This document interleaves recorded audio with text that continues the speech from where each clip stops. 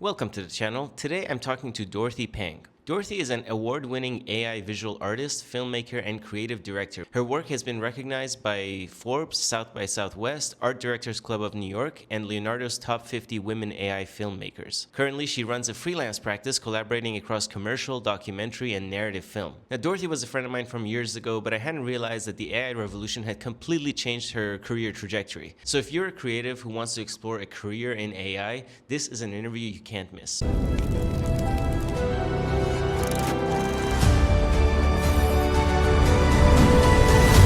I don't know if I ever knew what you do for work. So I guess maybe like to get started, you want to talk a little bit about your background and then we'll get into all the AI stuff. Absolutely. My background's actually really diverse. I did not come from the filmmaking industry, but my background's also in fashion, tech, and acting. So I started off my career on the visual side in retail, fashion retail, and I would do assortment planning. And then I transformed into the tech industry as a product manager. And with all this change that was happening, I pivoted into this creative field because previously I was only doing creative work on the side. I was designing and selling things on the side, but I had never made it into a full-time job. I was even acting on the side as well. Right. And so with AI, it's actually enabled me to pivot fully into AI filmmaking. So now full-time, I'm an AI artist and filmmaker. I work mainly on film, documentary, and the commercial space. That's so cool. So you just got into this with AI. You weren't doing this before? No.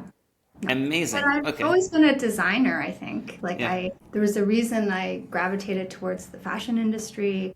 And I did design cards, greeting cards at some point, and I was selling them to businesses. But I had never full out been a filmmaker, but a consumer of one. So cool. Okay, so how did that transformation come about? How did you start playing with it? What was the process of like becoming an AI artist? Yeah, so it started before the AI started. So I was actually already creating video and art for social media. So I was simply being experimental and creating. At the time I was creating recipe videos and editing and realizing that I really had fun in the creation process of creating video, more than filming myself and all that.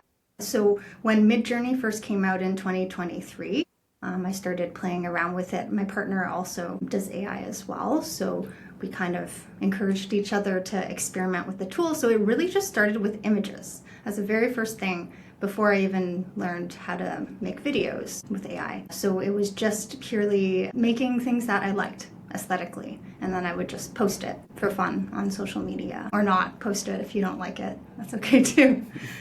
So it wasn't until there was a time, or there continues to be many contests in the industry. So like the AI film space has a lot of community, and there's a lot of contests run by tech companies and tooling companies. And so that's really where I started getting more involved, because it challenged me to make, say, a short film in a couple minutes. Sorry, not in a couple minutes, but a couple minute short film in a few days. Right. So through doing that, I just got some rounds in, and I kept doing it, and it kind of snowballed into now a job. So what was the process like of, I guess, what was the learning process for that? So you started with Midjourney, and then what are some of the, I guess like over the last few years, there have been lots of different models that have come out. So at some point it's like Runway is the best video thing, and then it's like 2.6 coming out, and then there's this thing and the other thing. What's been kind of like the process for you of like getting to a point where you look at something and you say, this is actually like a finished product? Because that wasn't the case, I think. Like, for example, if you're playing around with Stable Diffusion 1.5 2 years ago, you probably can't get really production quality stuff out of it, right? Yeah. I actually think a lot of that comes down to you playing as a director, as an art director, or as a film director. You really need that vision for exactly what you're trying to get. So for me, I'm not thinking about always exactly what tool. That's like an execution piece. I'm actually already have a vision in mind before I start. So I like to separate kind of the ideation versus execution. So when I'm ideating, I'm working in maybe multiple image models, and each model is simply a way for me to execute my vision. And sometimes I don't get it right away. Sometimes I might take like 5 hours just to get the one source image for the production quality style that I'm looking for. So it comes down to being aggressively going for your vision and using every model possible until you find it. That's like a choice in art direction. I could also take 2 minutes to do that and I will not get production quality work likely. So once I kind of nail, a lot of it's actually in the photography and images. So if you can really nail your shots and the style in a way that's kind of in a way that you can recreate in like say a longer sequence, then the rest of the processes are much easier. Video, editing, and then sound design. And a lot of those are just skills, pre-AI skills. How to upscale an image, to how to piece together that. But I think what makes a big difference in my line of work is storytelling. So I have always like a vision for the design and also like a story, and that transcends any AI tool. Right. That has come up in some other conversations that I've had as well, which is like the central thing that ties it all together is still the storytelling. I got into this whole space, especially with all the creative stuff. I got into it from the tech point of view. I don't know if did you at some point did you play around with Comfy UI? I don't use Comfy UI. Right. I work sometimes if we need to on a project, we'll just hire someone with that specific skill set. So exactly. So I got into this anyway. It's a long story, I don't want to get into it, but I got into it through Comfy UI because running it was so difficult and the learning curve was so steep that I actually launched a business for hosting Comfy UI. And then I started kind of doing some stuff with it as well. And I think I played around with all the different models that have been out over the last like 2 years. So as an engineer, it makes me feel super powerful because I could do things that I couldn't do before. But I have no creative bone in my body that can like create images and that sort of thing, which I can do that now. But at the end of the day, you still need the talent of the storytelling and all of that. So I kind of realized at some point that even though I can create amazing clips or amazing images, it still doesn't tie together because I still lacking that whole like art direction. But it's kind of like opened up a new possibility. It's like, yeah, I can kind of like learn a little bit of this and like slowly get better at it. It's been kind of fun. Yeah, you can tell stories and create artwork that you dreamed about even from, I don't know, 10, 15 years ago. You could like put together, it's quite amazing actually. I feel like some of the applications, it's like you could put together a childhood dream. Exactly. You wanted. It's only a story you could tell. Yeah.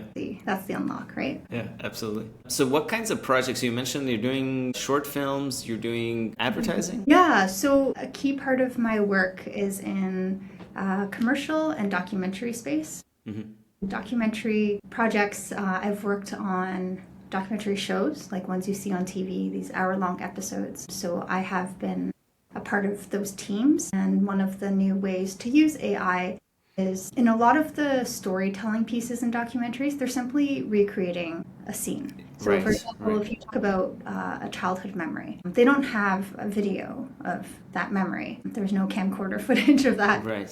So what you see on TV sometimes is just a recreation. So it's just whether somebody actually took a camera and go to a train station to film it, or now we use AI-generated footage for B-roll, just to imagine these stories that didn't exist. And we weave it together with interviews and other live footage, maybe it's articles. So it's very dynamic. So it's definitely changing the documentary space.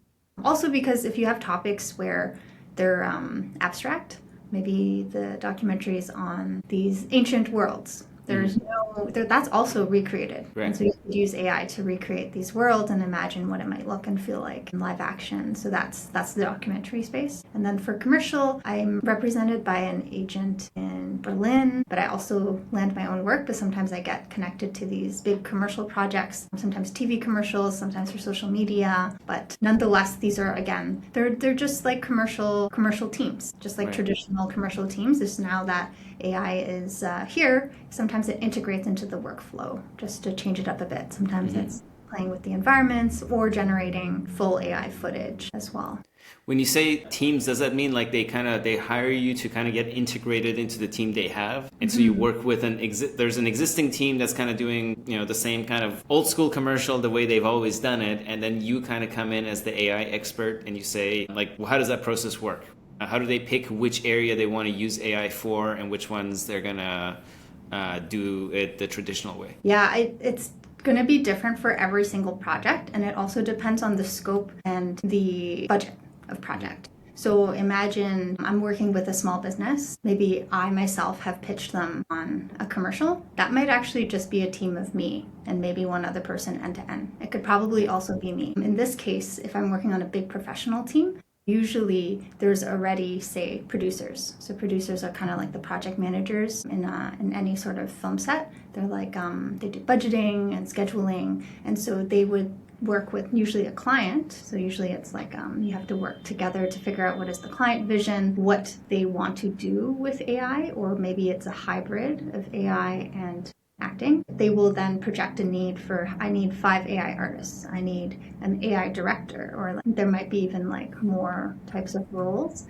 And then these people would be responsible for, maybe some people would be setting an art direction and doing storyboarding, and then some people are just executing and getting image and videos essentially for an editor to then put it into a commercial. So that's just a very generic workflow, but it could be different depending on how many people they can afford. But at a minimum, I'd say at least there's one AI artist, AI expert who would be able to say, I can do this, I can't do that, and be actually generating images and video to then give to an editor. And within these kinds of, so these are like 2 different realms that you're active in, like documentary and commercial. And I guess there's a bunch of other stuff maybe that you're aware of, maybe that, but you're not like actively participating in. Mm-hmm. How are you finding the appetite of the industry to adopt this stuff right now? Where are you seeing kind of like eagerness, and where are you seeing maybe some concern or repulsion? I think it's like changed a lot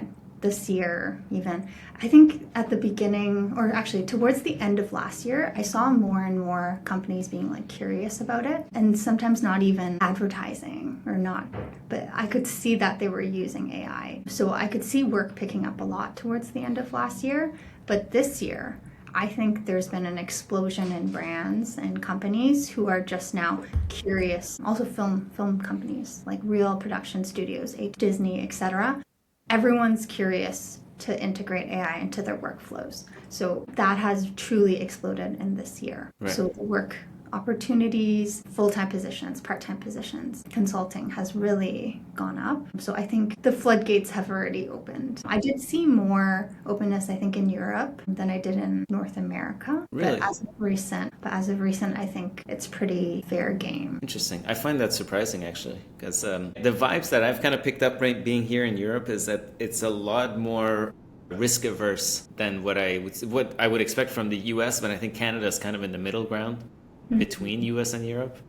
Yeah. Maybe this is more for the commercial space. There's a big commercial industry in Berlin, and I feel that they're like quick to adopt these workflows and have in-house AI directors more than I've seen that in Canada, and even a bit more than US. I think people are more risk averse in North America. Really? A little bit, yeah. Wow, okay. Companies at least. Okay, I'm surprised at that. Okay, that's interesting. It might just be one perspective, though. Yeah, no, yeah, it could also be like my perspective, like what I've seen here. But yeah, so you mentioned documentaries. That just sounds like an amazing fit because, like you said, like we're showing things that you can't film, so everything is like a regeneration. Where are you seeing situations where like AI just is limited, or things that you found in your work is just a bit of a struggle right now to do with AI? Yeah. So a part of adopting AI in film, making video, is actually that you can't always get exactly what you planned for. And that's just actually something I've had to accept and learn to adapt with. So traditional film, you might have complete control, storyboarding, everything exactly the way you want it, and have the camera move exactly the way you want it. Mm-hmm. But fortunately, AI sometimes does some things well and other things not well. So if you ever make any AI video, you'll quickly encounter that you'll realize, it doesn't do this well, and I might need to pivot a little bit.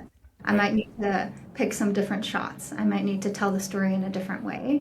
And that's already a limitation in any sort of AI video. So that can be a limitation professionally, because you need to be working with a client or a company who understands that. And you also need to be able to communicate why Sometimes there are these limitations that maybe I can't get this exact shot that you want to see because the AI doesn't understand the physics very well. So it's very important actually to be upfront with the people you work with if they are not AI experts, that there are these limitations and that they have openness to experimenting with different ways to go about the story. Because traditionally, film directors or clients, they get what they want.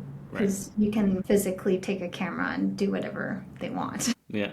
So that would be one of the limitations in creativity. You kind of have to be a bit more flexible.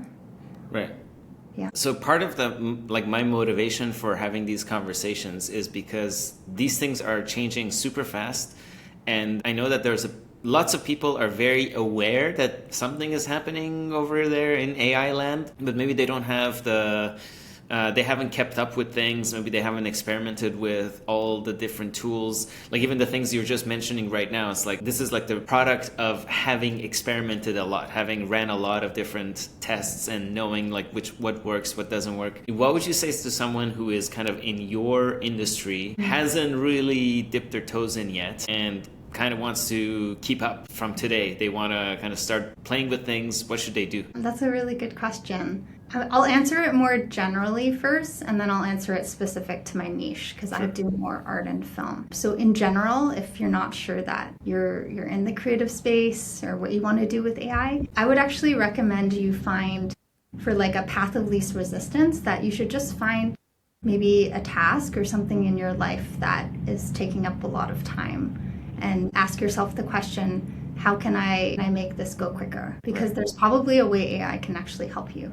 save time. And that's for someone who doesn't know, like a non-creative person. I'd say, like, why don't you start playing with LLMs like ChatGPT, Claude, or Gemini, to literally save time in your day and just see where that takes you. Because sometimes I find it daunting to just run an experiment, but like, what do you run an experiment on? You should just take something from your life that you're already like maybe doing and just improve upon it. Like an experiment with a goal, with a clear goal. Yeah. Yeah. Or else you might even get lost in what to experiment with. Right. That would be one way to do it. And then the other way is if you have any curiosity with art and film and maybe you have no idea where to start, it's so overwhelming, I would actually just focus on image generation. I would take something like Midjourney, Nano Banana, and literally just try to force yourself to make some images that you might actually like. Even if you did like one or two a day, and then don't even worry that anybody has to see it. You can like file it away into a folder, into the darkness. So for me to even build up my skill set, I had to just make things badly sometimes. And if you make things thousands of times, it might actually like develop a skill set and realize that you might like a certain style more. But if you never make the thing, if you never have a bias to action, then you just won't. You'll never do it. So I would say like scope it down to something really small, make some images and do it consistently so you have a bias to action. Yeah, that's great advice. And what are kind of like the state of the art stuff that people can start with experimenting with today? You mean tools? Tools. Yeah, I would, let's see. Midjourney was my first tool, and I think it has still the best art styles if you're setting something really unique. So I would start with Midjourney, and Nano Banana is really good for modifying anything from Midjourney. Or you could also start Nano Banana. You can access many tools now. So Midjourney, Nano Banana. Or there's also one tool that specializes in images, because many of them do image and video, and it can get overwhelming, expensive as well. So Reeve, R-E-V-E, is one that specializes in just images. If you want to do something kind of like easy subscription, not too expensive, just images, that's good too. But ChatGPT also has. I've never heard of that. Yeah, I mean, even GPT will do it. Yeah, well. I found that for quick things, I always go to ChatGPT because I always have it open right there anyway. I think that was all the questions that I actually had prepared. Was there anything that's kind of big and bold in this field in your mind that we didn't talk about that people should know about? I'd say hybrid. If I'm talking about the future, I think the future of AI film, a lot of the interesting things I'm seeing is the hybrid of AI and live action. So using human creativity, still human actors. Sometimes you're seeing movies like Bitcoin Killing Satoshi, which is an AI movie that they're now working on, but it uses real actors filmed in a studio with costumes and just minimal sets, but that's going to be a AI feature film. So that's a very interesting thing in my space, that type of hybrid work. And yeah, there's a lot of potential with, I think, motion capture. I have an acting background, but you can actually use human video in motion capture and put it into AI. It's not perfect and it's still developing, but I think that's a really big potential for creativity to combine live action with the AI. Okay, yeah, cool. Yeah, I've seen people do that with creating UGCs where they have one person that's talking to a camera and like showing off a product, and then they do like multiple different versions. Like it's a guy and it's a girl and it's like a blonde girl and like, I don't know, like an Asian man. It's all the same person, the one actor that's doing the whole thing. And so you get like 5 different variations out of it in different places and all that. Yeah, for sure. So this has been amazing. I think that was all the questions that I have. Thanks for being part of the pod. Maybe we can do this again in 6 months when the entire industry has changed again. We can have another conversations and see what you're up to then. Yeah, it's been so great chatting. Thanks for having me.